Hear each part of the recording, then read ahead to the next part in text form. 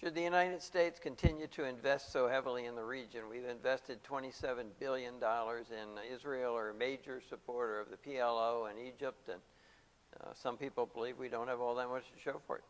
You know, if it were only 27 billion, we'd have a bargain. We've actually put in Israel about 100 billion, 70 billion in Egypt, and $1 trillion in Gulf security. In other words, the security of oil exports unrelated to the Iraq War. This is the presence of our Fifth Fleet in Bahrain and the ongoing activities of maintaining a large American presence.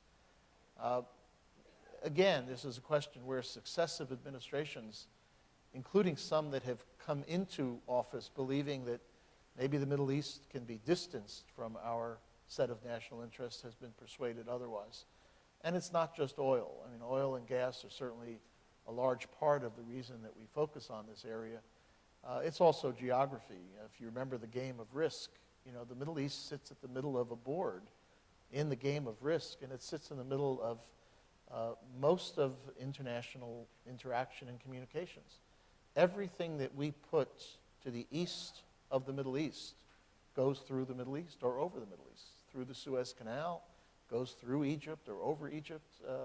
It's a place where the costs and challenges for our own security would go up rather significantly if we simply decided we're going to ignore the place and let it go its own way. So I don't see an administration in the years ahead kind of walking away from this region. I can see possibly less of a focus on the peace process. You know, there's an idea in Washington which I hate, but which a lot of people believe in, that you have to wait till a conflict is ripe before you solve it. You know, the fruit of this conflict has been out on the shelf for so long, it is now overripe.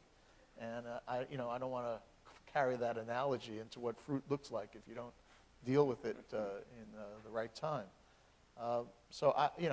Administrations may choose to distance themselves from particular aspects of Middle East politics, but I don't see us walking away from it.